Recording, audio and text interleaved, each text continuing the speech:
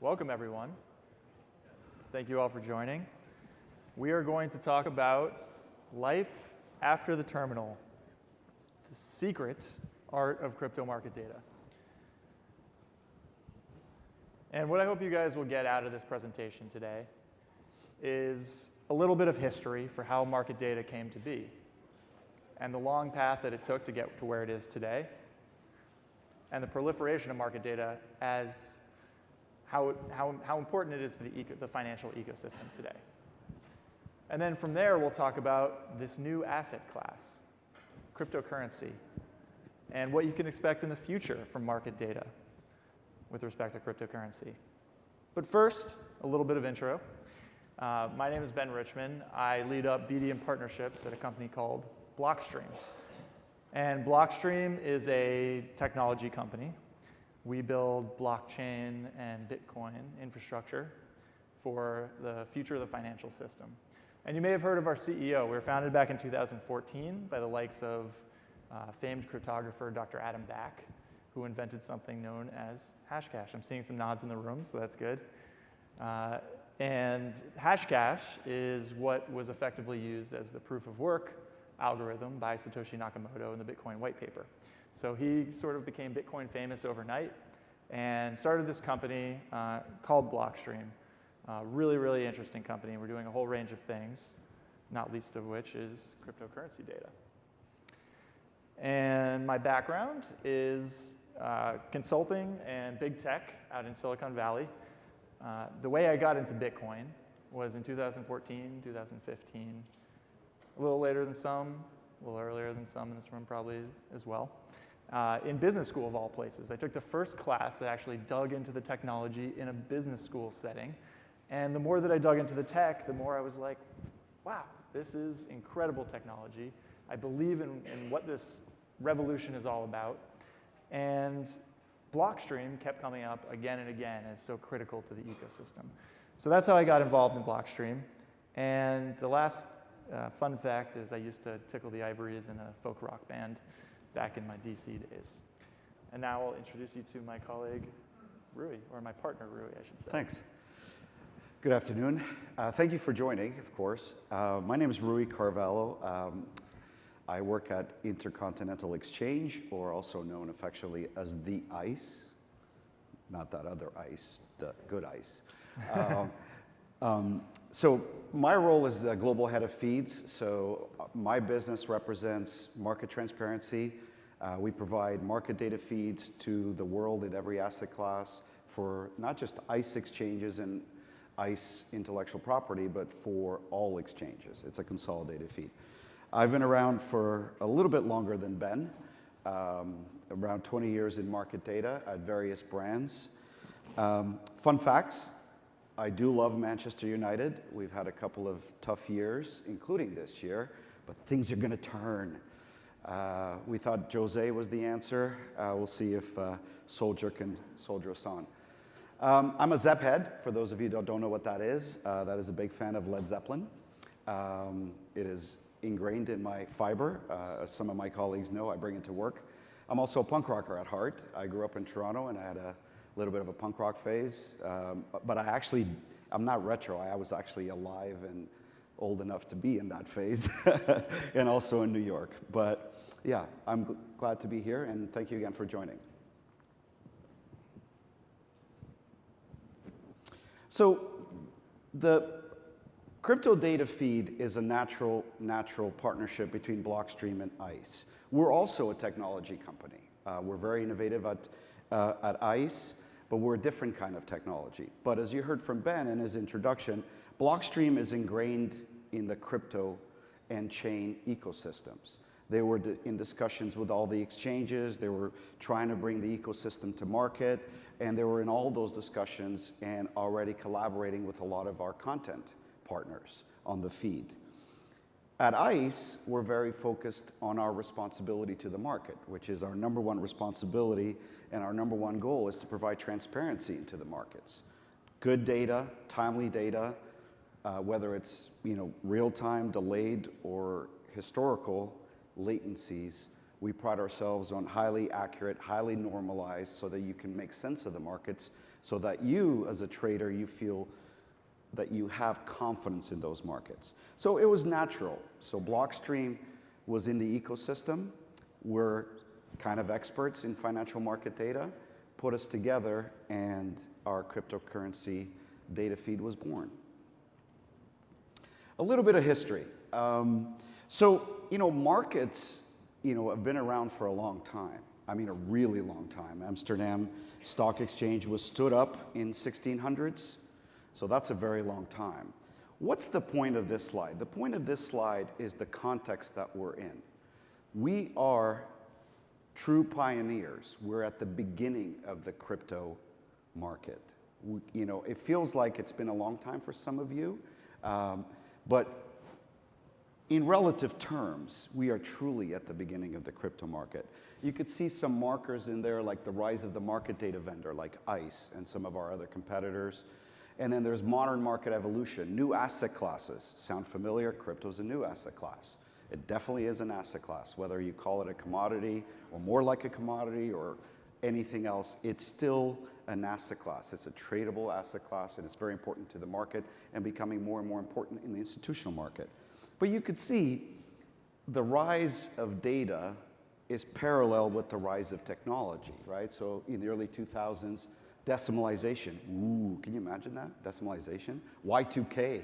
Oh my goodness, what happens when the calendar rolls over? When you think back to that now, it's like, it just seems so silly, right? 99 to 00.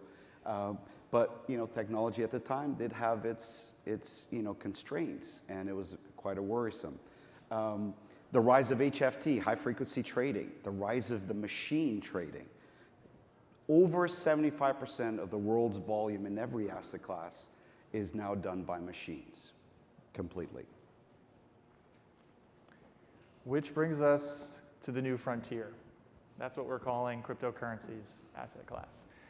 And you guys are all probably sick of hearing this, especially after the last couple days. Only retail first asset class.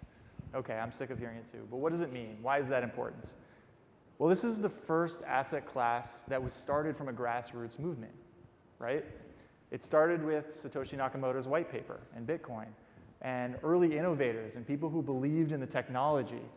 And then high net worth individuals and young professionals got involved. And then came the onslaught of hedge funds over the couple hundred joined over 2017, 2018 run-up. And the markets were basically trying to fit a square peg into a round hole backwards for the first time in history. Traditionally, bonds were government issued and came top down. Derivatives issued from financial institutions. And so they could already fit them into the mold that they were used to. But now, we have this totally new asset class that nobody on the investment bank side or some of the big players, the institutional investors, the mutual funds, the pension funds, they don't know how to interact with this new asset class. With 24/7 markets, how do you do 24/7 markets? Unless you're already a trader in the cryptocurrency industry. It's an unclassified and fledgling ecosystem that we're still trying to create rules around based on an existing understanding of how markets are supposed to work. And what does that mean for data? Well, there's no singular data standard. And because of that, you have this really inefficient price discovery. And because of that, you have bifurcated liquidity across global exchanges. And that makes it really hard for traders to access arbitrage opportunities when it's spread out so thinly across multiple exchanges. In addition, you have these other data points that people are looking at. On-chain movement, which creates new problems of front-running. And you have these untested protocols. If you ask me, the only truly tested protocol is Bitcoin. And you have a lot of money riding on these other networks that are really at risk. And so we did some analysis based on the cryptocurrency data feed, and we looked across all of our exchanges. During the April 1st run-up, you guys may remember that, went from 4,000 to 5,000 very quickly in one day. Some say it was because of an April Fool's joke about the SEC approving an ETF. Not really sure what happened there. I don't think anyone really knows why the markets move. But we looked at the percent of time of best bid and the percent of time of best offer during that day. And we found what we expected, that it was extremely distributed across a number of different exchanges because there's no national best bid and best offer. So a broker is not required to execute a customer's security trades, and you don't even have to be a broker to execute trades on an exchange, on a cryptocurrency exchange. So this is really interesting because if you have good data, then you can make really good decisions about how you distribute your assets across multiple venues. And if you factor in things like trading fees and time it takes and margin and all these other things, you could create a pretty good, efficient allocation of your capital. And then we looked also on April 1st at the aggregation of our books. And what we saw was kind of surprising. We saw that the best bid on aggregate was actually above the best offer on aggregate. So that tells us a few things. It tells us, well, there's maybe some issues with the data that we're getting from exchanges, perhaps. It tells us that there are no minimums for how much you can allocate to a limit offer. So it's what's known as dust, or really infinitesimal sizes of limit order trades that are kind of mucking up graphs like this. But what it also tells me is that there are lots of arbitrage opportunities and money sitting on the table that isn't being taken advantage of at this time. So how do you get to those arbitrage opportunities? Well, you need really efficient data with combined aggregated books across all the exchanges you're trading on. And for any of you who have actually dealt with these APIs, then you know about the quirks I'm referring to on this slide here. They can be pretty strange. There's no standardization. A lot of them are WebSocket and REST APIs, but the timestamps are all different. The time zones are different. It's a non-trivial task to actually aggregate all of this data and make good use of it. And so put that on top of the fact that there's spontaneous addition and removal of symbols and spotty uptime availability. For instance, when the BCH forked, there were all sorts of different interpretations of what BCH actually meant. And so we had to go back and find out which exchanges were supporting what and interpret that in a standardized way. All that being said, we are very bullish and we see a bright future for cryptocurrency markets, and I'll pass it to Rui to tell us more. Absolutely. So, I think, I said we're at the beginning, but in the institutional markets for cryptocurrencies, we're especially at the beginning. We're totally nascent. We're totally at the beginning. I think, when you talk about, get the next slide for me. Thanks. When you think about, okay, what's the next frontier that Ben was referring to? The next frontier for cryptocurrencies is the institutional markets. It's the institutional players, right? So you look at staggering statistics like the USD value of Bitcoin in the last 2 years, approximately up 350%. That speaks volumes to the institutions. That's a lot of money-making opportunity. Equal period, the S&P 500 is 20% by comparison, okay? So there's a lot of opportunity. If you look at the uptick in Bitcoin transactions this year alone, it's up 70%. So what are the institutional players saying? They're saying, you're so at the beginning that only 20% of institutional investors already own digital assets. That means 80% don't. So there's a lot of market there. The regulators are saying there's a complete explosion in interest in crypto. Duh, yeah, we know that, which speaks to the regulatory framework. Companies like ICE create an ecosystem that we're going to bring to market around the crypto markets. And then news report, the demand for digital asset lending is going through the roof. So as much as the price graph is, people talk about 20K and 8K and 5K, there is overwhelming strength and interest and desire and demand in the institutional markets. And the institutional markets require great data. So aside from the case study that Ben presented on the effectiveness of great data and what it does for BestX trading within a safe range? Did I execute at the right level? Did I execute at the most profitable level on buy side and sell side? Our customers and our prospects are talking to us around three main themes for their additional use cases. Transparency, so price discovery is sure one of them, but where's the liquidity, right? It's very important for the institutional space where the liquidity is. Where, if I float a trade of X size, where can I get executed? Where can I get it filled? Fill is very important. Regulation, lots of talk. Nothing's changed over the last 2 years around regulatory framework.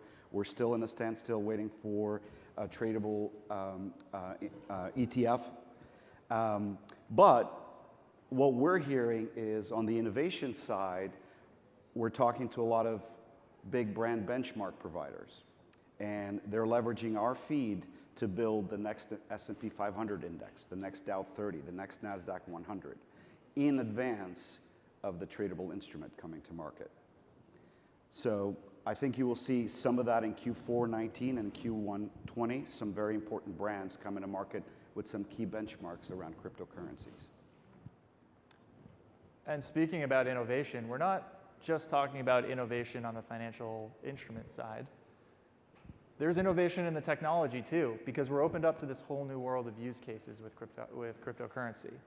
Some really exciting things. So what I want to tell you guys about is a peer-to-peer derivatives transaction that we did using a multi-sig contract tying up a collateral pool. So Crypto Garage is a partner of ours in Japan. We're actually a parent company of them. It's a joint venture between Digital Garage, which is a digital marketing firm in Japan, Tokyo Tanchi, which is a 100-year-old interdealer broker, and Blockstream. And they're working on all sorts of really interesting peer-to-peer trust minimized derivative products based on Tad Drya formulas from MIT Digital Currency Initiative. They're doing some really great stuff over there.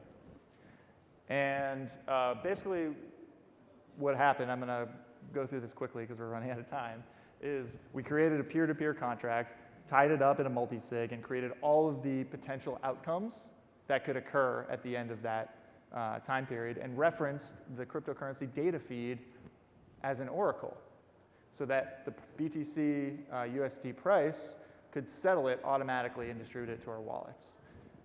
So really interesting use case here. No funds or collateral had to be kept with a third party, and no need to provide private customer data. So just to conclude here, before I get physically removed from the stage, Rui told us a little bit about the long history of cryptocurrency, of financial market data. And as he mentioned, we're still really in the early stages. So nobody should get discouraged. And the present state, as we saw, it's highly fragmented. And there are things that are coming that are going to help this. Backed, ICE's exchange, futures exchange. Liquid, which is our Blockstream's inter-exchange settlement network to speed up transaction times. Companies like LMAX that are bringing legitimacy to the institutional exchange space. And we're still waiting for some of these changes to come in regulatory recognition and standardization. But the message I want to leave you guys with is we are really excited about the future because of the example I just showed you and so many others that we can't even conceive of. I think even us in this bubble here, where we live and breathe cryptocurrency and Bitcoin, I think we still cannot even fathom the possibilities and the change that will come as a result. And so I'll leave you with that note. We're excited about market data. We're excited about Bitcoin and cryptocurrency. And if you have any questions, come talk to us. You can find more information on ICE or Blockstream's website. Thanks, everyone.